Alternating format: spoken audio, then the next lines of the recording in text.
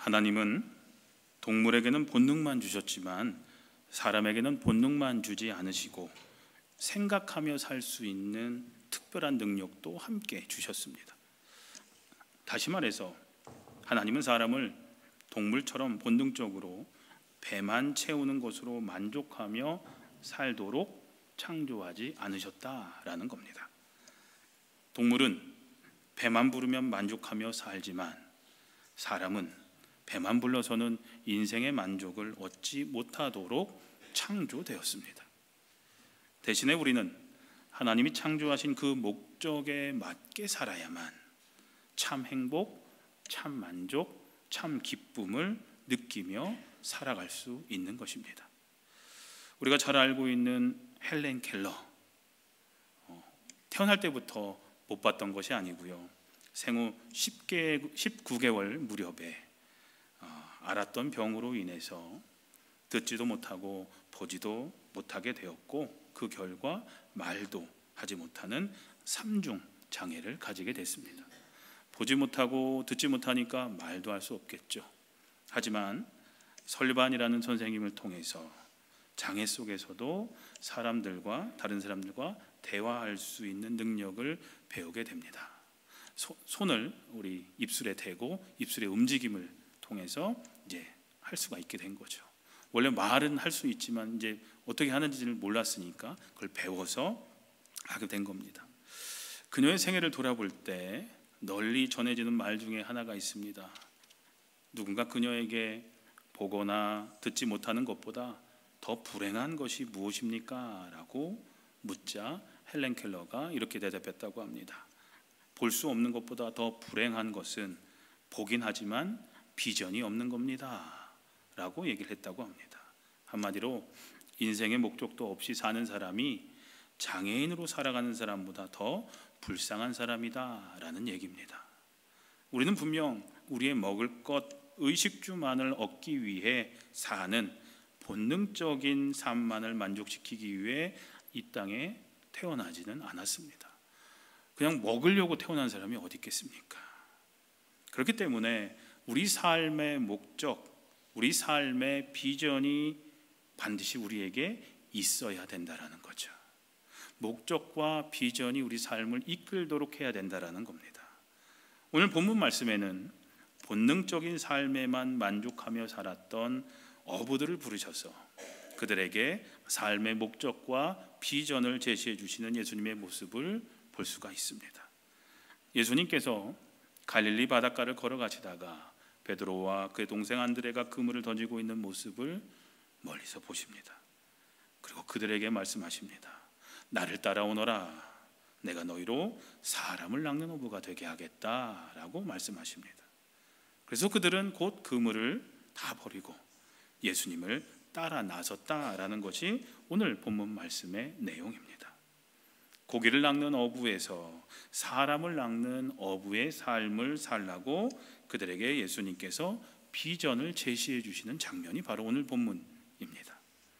고기를 낚는다라는 의미는 생계를 위해, 먹고 살기 위해 일한다라는 의미입니다. 그러면 사람을 낚는다라는 의미는 뭘까요? 물론 직접적인 뜻은 사람들을 구원하는 전도자로 삼겠다라는 의미일 겁니다.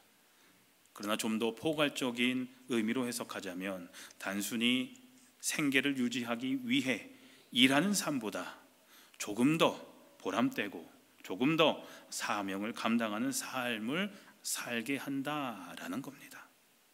즉 사람의 인생을 바꾸는 삶, 사람의 마음을 움직이는 삶, 사람의 영혼을 새롭게 살리는 삶으로 삶의 목적을 바꾸어 주시겠다라는 말이 바로 오늘 예수님이 하셨던 말씀이었습니다. 여기서 우리는 예수님께서 우리를 예수님의 제자로 부르신 목적이 어디에 있는지 알 수가 있습니다. 우리는 모두 다 예수님께서 제자로 불러주신 예수님의 제자들입니다. 오늘 예수님이 찾으시는 사람은 교회만 왔다 갔다 하는 교인을 찾는 것이 아니라 제자를 찾고 계십니다. 그리고 우리는 모두 다 주님의 제자입니다. 그리고 우리를 부르신 목적이 있다라는 거죠. 그것은요, 단순히 세상에서 먹고 사는 문제를 해결하기 위해 사는 고기 낚는 삶이 아니라 사람을 낚는 사명자의 삶을 살게 하기 위해 우리를 제자로 불러주셨다라는 겁니다. 결국 세상 사람들에게 거룩한 영향력을 끼쳐서 이 땅에 하나님 나라를 확장하는 일에 우리 모두를 부르시고 사용하시기 위해서 우리를 주님의 자녀로, 주님의 제자로 불러주셨다라는 겁니다. 이 고기를 낚는 삶과 사람을 낚는 삶을 이런 비유로 아마 설명할 수 있을 겁니다. 고기를 낚는 삶은 항상 거울을 통해 자기 자신만을 바라보는 삶이라고 할 수 있을 겁니다. 이게 거울을 보면 그렇죠? 나만 비치잖아요. 나만 보는 겁니다. 나만을 위한 삶을 사는 게 바로 고기를 낚는 삶이라고 얘기할 수 있을 겁니다. 근데 사람을 낚는 삶은 창문을 통해, 거울은 자기만 보지만 창문은 밖을 바라볼 수가 있잖아요. 바로 창문을 통해 창밖에 있는 다른 사람을 바라보는 삶이 바로 사람을 낚는 삶이라는 거죠. 고기를 낚는 삶이 자기 자신만을 위한 이기적인 삶이라면 사람을 낚는 삶은 남을 위한 이타적인 삶이라고 말할 수가 있습니다. 예수님은 베드로와 그의 동생 안드레에게 이러한 삶의 변화를 요구하신 겁니다. 거울만 바라보던 너의 삶을 이제는 창을 바라보는, 창밖 너머에 있는 사람을 바라보는 삶으로 너희들의 삶의 비전이, 목적이 바뀌어야 한다라는 말씀이었습니다. 오늘날 많은 사람들이 고기를 낚는 삶을 삽니다. 우리 모두 다 고기를 낚는 삶을 살고 있습니다. 고기 많이 잡아서 부자가 되어서 편안하게 사는 것이 그들 삶의 목표입니다. 오늘날 젊은 아이들, 젊은 친구들, 우리 대학생이었다가 지금 가을방학인가요? 뭐라고요? 가을방학이라 온 친구들이 여기 있는데, 우리 아이들도 보면 지금 여기 있는 애들이 그렇다는 건 아니고, 아이들도 보면 돈 많이 버는 게 목적이에요. 우리 중고등부 아이들한테 물어본 적이 있었거든요. 단기 선교 갔을 때 돈 많이 벌고 싶대요. 좋은 차에, 그게 그들의 삶의 목적인 거죠. 많은 젊은 사람들이, 많은 사람들이 그런 삶을 원해요. 고기 낚는 삶을 원해요. 그러기 위해서 남들과 치열한 경쟁을 합니다. 어떤 때는 남을 누르고 자기가 올라가기도 합니다. 남들이 어떻게 사는지 별로 관심이 없어요. 나만 잘 살면 돼요. 남이 어떻게 되든 상관없습니다. 거울만을 보면서 자기를 좀 더 잘 치장하려다 보니까 창문을 통해서 남을 돌아볼 겨를이 안 생기는 겁니다. 이렇게 사는 사람들은 세상의 기준으로만 본다면 성공하고 출세한 것처럼 보일 수도 있을 겁니다. 그래서 많은 젊은 친구들이 그런 삶을 원할지도 모릅니다. 그러나 결국에 가서는 그러한 삶은 허무하게 될 겁니다.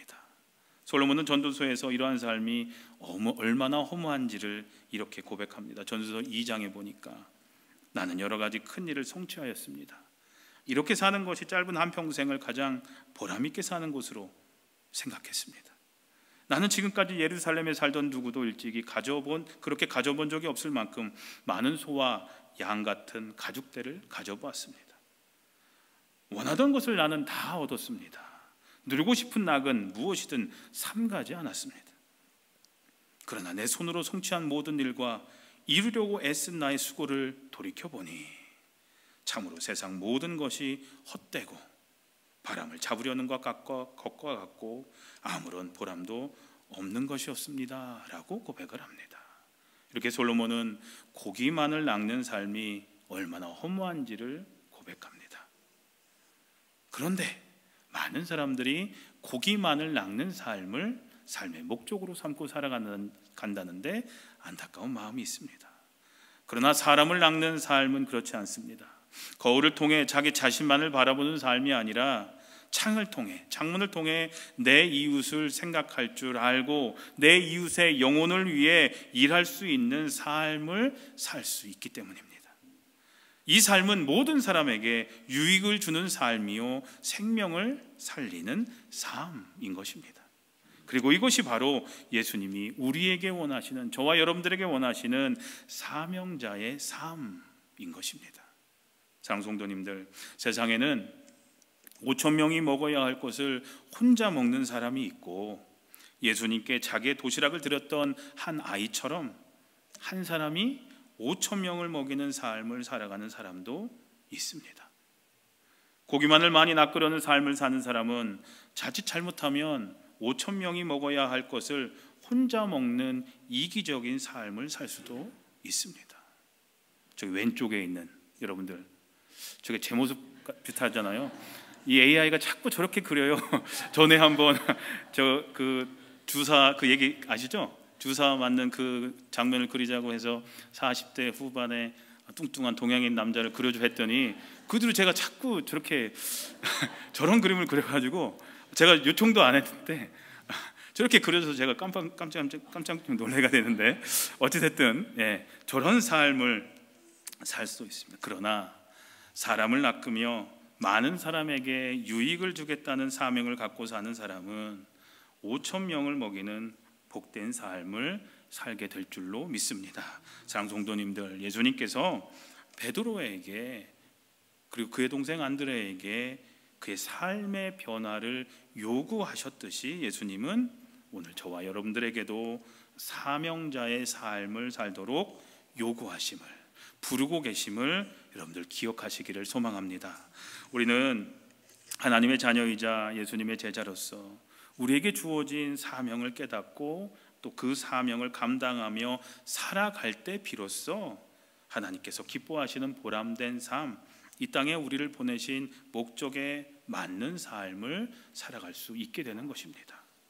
어떤 분들은 아프리카 오지나 이런 남미 같은 데 가가지고 또 선교지에 가서 복음을 위해 일생을 바치는 것만을 사명자의 삶이라고 생각합니다.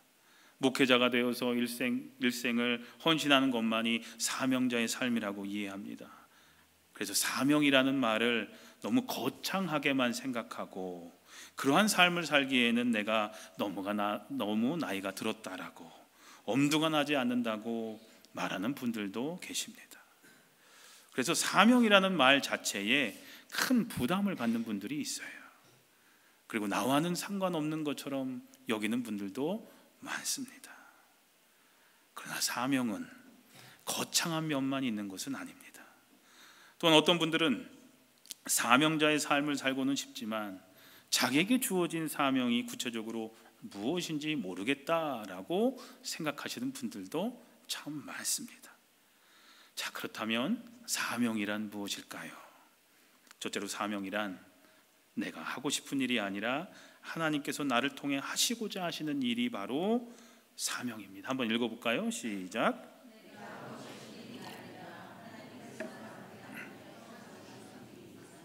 네, 이 말은 곧 사명의 중심이 나가 아니라 하나님이라는 뜻입니다. 우리는 그런 생각들을 많이 해요.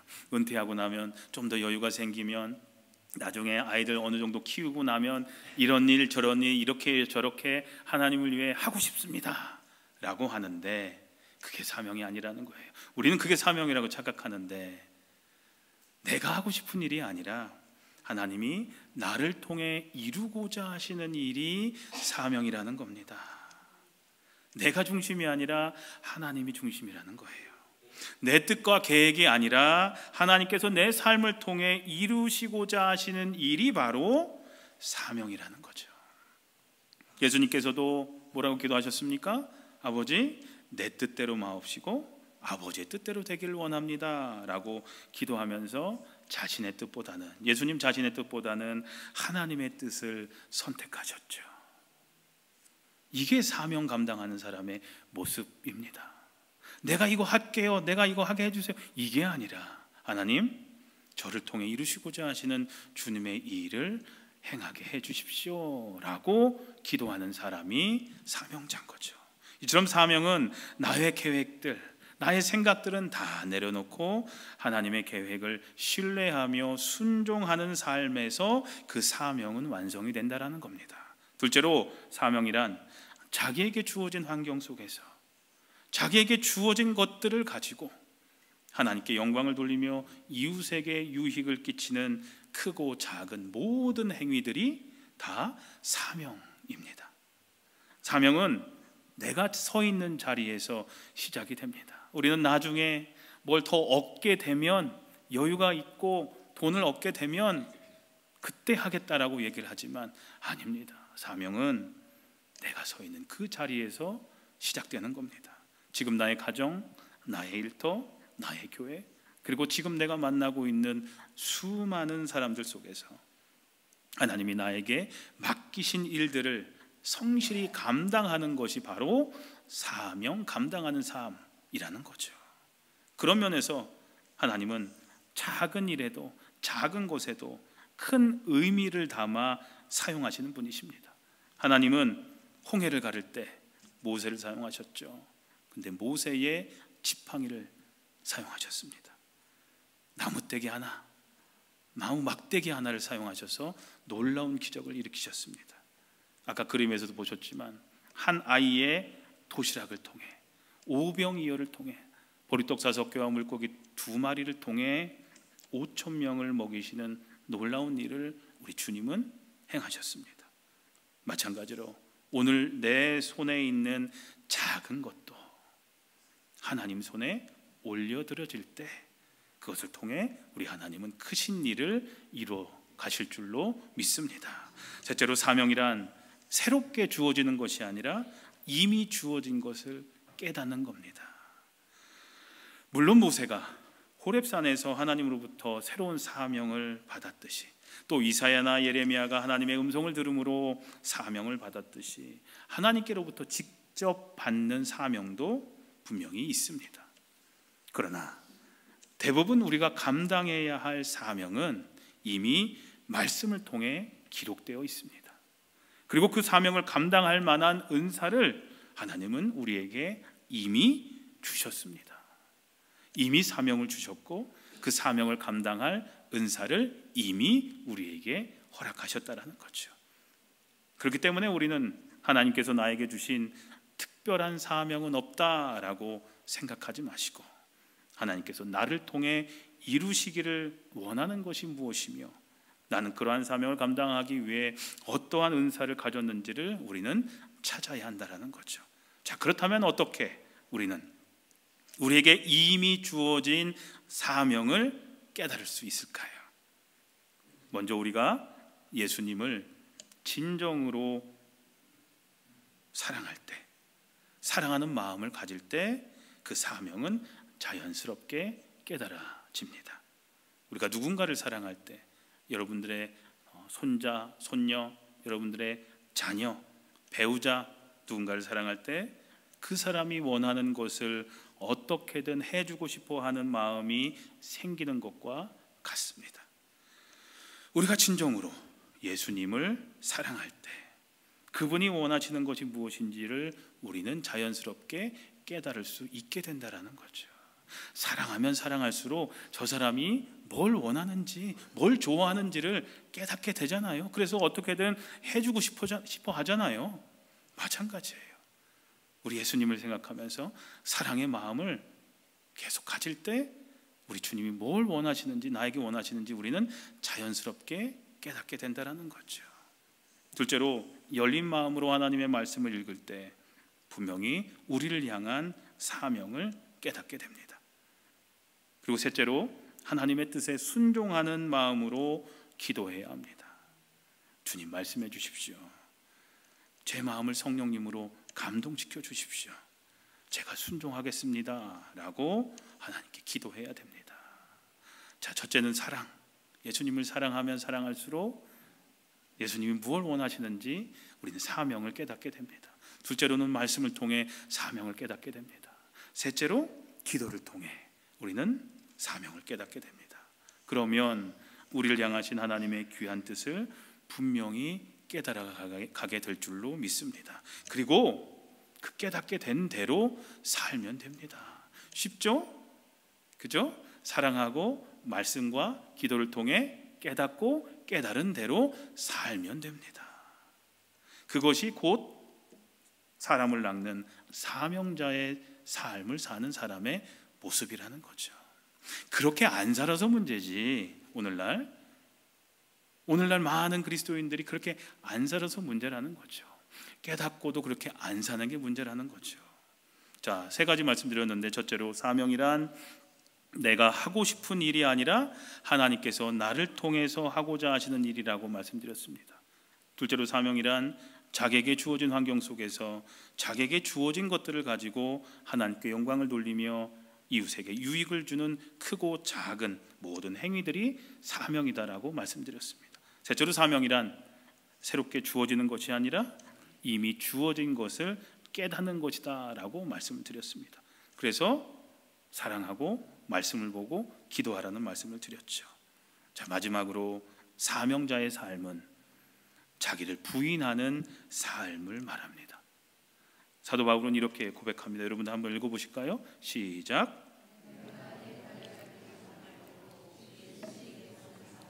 곧 하나님의 은혜의 복음을 증언하는 일을 다 하기만 한다면 나는 내 목숨이 조금도 아깝지 않습니다. 사람을 낚는 사명자의 삶은 육신이 원하는 대로 사는 삶이 아니라 성령님이 원하시는 대로 사는 삶을 말합니다. 나는 죽고 내 안에 계신 주님이 살아 역사하시는 삶이겠죠. 그러한 삶을 살려면 자기 자신을 부인해야 합니다. 자기의 육신과 생각을 내려놔야 합니다. 절제해야 합니다. 자신을 내려놓을 때는 과감히 내려놓을 줄 알아야 합니다. 예수님이 사람을 낚는 어부가 되게 하겠다고 부르실 때 그들이 그물을 버려두고 예수님을 따랐던 것처럼 우리도 우리 자신을 내려놓고 부인하고 성령님께서 인도하시는 대로 생각하고 따라가야 한다라는 겁니다. 그래야 사명자의 삶을 살 수 있는 겁니다. 그러나 우리가 제자로서 이 땅에서 살아가면서 분명히 기억해야 할 것이 있습니다.